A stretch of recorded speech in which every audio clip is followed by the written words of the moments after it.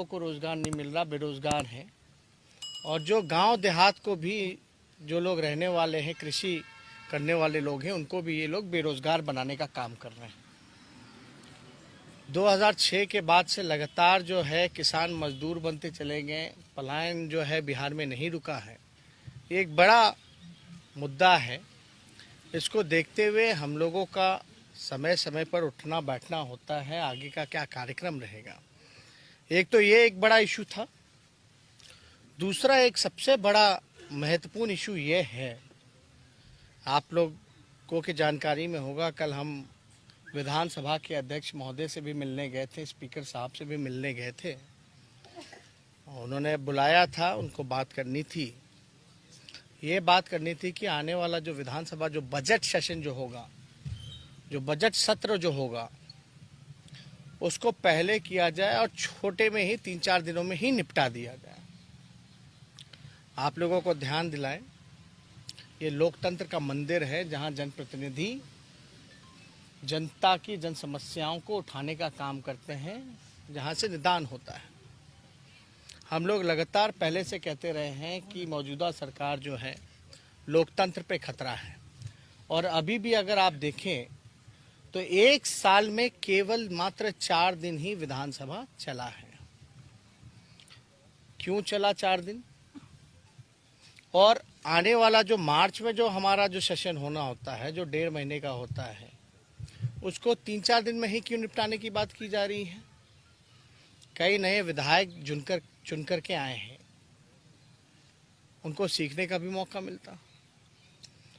ये बहाना दिया जा रहा है कि वैक्सीन जो है मार्च के महीने में आएगा तो चलेगा। एक अजम्पशन है, अभी कोई तारीख तो तय नहीं हुआ बिहार के लिए। तो हम लोगों का ये राय है, और हमने स्पष्ट रूप से ये भी बोला था अध्यक्ष महोदय को कि सारे पॉलिटिकल पार्टी को बुला करके आप जो है मीटिंग कराइए। और उसमें हम लोगों का, महागठबंधन के पार्टियों का ये निर्णय है कि जो ट्रेडिशनल जो रहा है, जो ट्रेडिशन जो रहा है, जो परंपरागत तरीके से बजट सत्र चलना चाहिए, जितने दिन की कार्रवाई होती है। ये आखिर सरकार भागना क्यों चाह रही है? ये जन समस्याओं को जनप्रतिनिधि कहाँ उठाएंगे? पूरी तरीके से अफसरशाही बेलगाम हो रखी है। और एक विधानसभा सत्र ऐसा चलता है जब अधिकारियों पर दबाव रहता है और सभी विधानसभा क्षेत्रों के जितने जनप्रतिनिधि हैं सब अपने सवाल उठा सकते हैं। तो जो मौजूदा सरकार है, इनके पास कोई जवाब नहीं है सवालों का। आप बताइए, बेरोजगारी के इशू पे, किसान के इशू पर, भ्रष्टाचार के इशू पर, लॉ एंड ऑर्डर के सवाल पर, विकास के सवाल पर, सरकारी योजनाओं के सवाल पर कहाँ हम लोग सवाल पूछेंगे? तो हमने उनको स्पष्ट रूप से राय दिया है कि जो परंपरागत तरीके से जो चलता रहा है, हमको तो ये समझ में नहीं आ रहा कि वैक्सीन में एमएलए क्या करेगा। और जब सत्र चल रहा हो तो सत्र में तो और दबाव होगा अधिकारियों पर, सही फीडबैक मिलेगा, जनप्रतिनिधि सदन में जानकारी प्राप्त कर सकते हैं सरकार द्वारा कि भाई उनके क्षेत्र में कितने टीका लगे हैं, कितने टीका नहीं लगे हैं, कितने बकाया हैं, ढंग से लग रहे हैं कि नहीं लग रहे हैं। तो ये तो और भी अच्छा है अगर सत्र चले। और अब स्कूल कॉलेज सब खुल गया, सारी चीजें, काम धंधा सब वापस ट्रैक पे है। आप उस दौर में जब सबसे बड़ी समस्या हम लोगों के सामने आई हुई है, तब आप चाहते कि विधानसभा ना चले? तो हम लोगों का निर्णय, अगर सरकार इसी तरीके से भागती रहेगी तो हम लोगों को एक कदम उठाना पड़ेगा।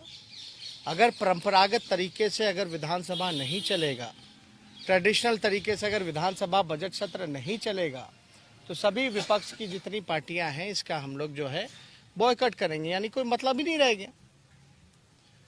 तो इसलिए हम सब लोगों की मांग है कि विधानसभा सत्र जो है, जो परंपरागत तरीके से है, वो चलना चाहिए, ताकि जनप्रतिनिधि जन समस्याओं को उठाने का काम करे।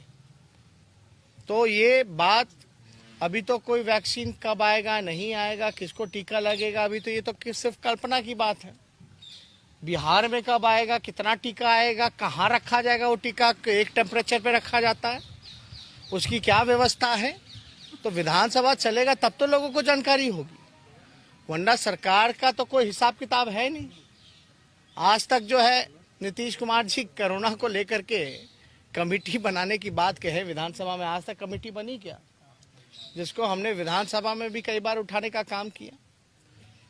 तो हम लोग सब लोग इस मुद्दे को लेकर के हम लोग यहाँ उपस्थित हुए और हम लोगों का आपसी तालमेल, कोऑर्डिनेशन, साझा कार्यक्रम बढ़िया ढंग से हम लोगों का चलता रहे, इसको लेकर के सभी महागठबंधन के पार्टियों की हम लोगों की बैठक थी। और 30 तारीख को हम लोगों का जो मानव श्रृंखला है, इसकी तैयारी को लेकर के हम लोग जो हैं पंचायत स्तर तक हम लोग सब लोग ह्यूमन चेन और मानव श्रृंखला बनाएं, क्योंकि इस सरकार को, केंद्र में बैठी सरकार को ना धान की कीमतों का पता है महत्व, ना लोगों की जान का पता है, ना किसानों की जान का पता है। 50 से ज़्यादा हमारे किसान जो हैं शहीद हो गए, लेकिन ना बिहार के मुख्यमंत्री ना देश के प्रधानमंत्री ने एक ट्वीट करके भी कंडोलेंस नहीं दिया। तो इसलिए हम लोग सब लोग जो किसान विरोधी हैं, जो गरीब विरोधी है, जो मजदूर विरोधी है, जो छात्र छात्रा विरोधी है, आप देखिएगा सब लोग जो हैं परेशान हैं, लाठी डंडा बरसाया जा रहा है। चाहे संविदा कर्मी हो, चाहे सरकारी कर्मचारी हो, चाहे जीविका दीदी हो, स्वयं सहायता समूह हो, सभी लोग इस मौजूदा सरकार से परेशान हैं। और हमने पहले भी ये बात कही थी कि जो 16 साल की सरकार है नीतीश जी की, इन्होंने बिहार को बेरोजगार और मजबूर प्रदेश बनाने का काम किया है। और ये सरकार जो है ये बिहार पर अभिशाप के रूप में कायम है। तो इसलिए हम सब लोग जो हैं सभी दल के लोग यहाँ जुटे हैं। कल नीतीश कुमार ने कहा था कि उन्हें हाँ, कल तो नीतीश कुमार ने कहा था कि उन्हें धोखा मिला है, इशारा बीजेपी। देखिए हम इसमें दो चार बात ये भूल गए कि जो विधानसभा सत्र अगर परंपरागत तरीके से नहीं चलेगी तो हम लोग विधानसभा का बॉयकॉट करेंगे और मुख्यमंत्री और उप मुख्यमंत्री आवास का घेराव भी करेंगे। जब तक सत्र चलेगा, 3-4 दिन की बात कही जा रही है, लेकिन परंपरागत तरीके से चले तो ठीक है। अगर परंपरागत तरीके से बजट सत्र नहीं चलेगा तो मुख्यमंत्री आवास का और उप मुख्यमंत्री आवास का सभी महागठबंधन के लोग और जो जनता जनार्दन हैं, जिनकी समस्या हम लोगों को उठानी थी, जो परेशान हैं, मजबूर हैं, बेबस हैं, वो सब लोग मिल कर के जो नौजवानों को, गांव को बेरोजगार बनाना चाहते हैं, उनके खिलाफ हम सब लोग जो है घेराव करने का काम करेंगे। और जहां तक आपका सवाल है, जैसे को तैसा मिला, नीतीश जी का अगर इतिहास उठा के देखें, चाहे फर्नांडिस जी हों, चाहे दिग्विजय सिंह जी हों, चाहे हमारी पार्टी हो, हमारे नेता हों, किन किन लोगों को इन्होंने धोखा नहीं दिया। तो हम लोग अब तो जैसे को तैसा मिला है। नीतीश जी का कोई काम है, सत्ता में आना है चोर दरवाजे से, सत्ता के लोभी हैं और बिहार का उन्होंने जो बर्बाद किया है वो सबके सामने है। तो हम लोग तो सब लोग ये कह रहे हैं कि भाई नीतीश कुमार जी बार्गेनर हैं, नीतीश कुमार जी जो हैं ब्लैकमेलर हैं। He is not a leader. वो जनता के लिए नहीं है, वो केवल अपने लिए है। एक आखिरी सवाल है, क्या आप कोरोना वैक्सीन लेंगे? क्या आप लोग कोरोना वैक्सीन लेंगे? आ गया है क्या? लेकिन जब आएगा तब आएगा तो देखा जाएगा ना। पहले आने तो दीजिए, पहले आने तो दीजिए। अभी ट्रायल टेस्टिंग क्या हो रहा है नहीं हो रहा है, ये देखिए। वैक्सीन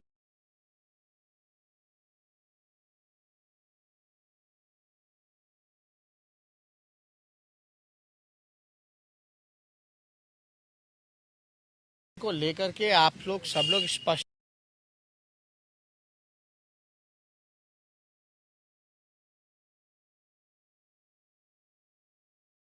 हो जाइए कि वैक्सीन जो है कोई मोदी जी ने या बीजेपी के लोगों ने नहीं बनाया है, और ये कोरोना का वैक्सीन जो है तारी होंगे जो कोरोना वॉरियर्स होंगे। और आप सवाल पूछिए तो क्या कोई बता सकता है बिहार में कि पहला टीका या कितने टीके बिहार में आएंगे, और टीके को कहाँ रखा जाएगा?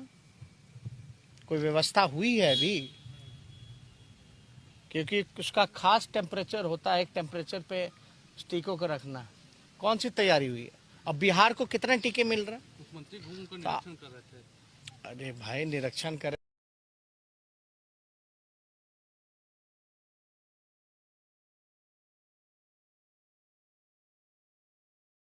उनका निरीक्षण देखे नहीं, अपराध तो बढ़ ही रहा है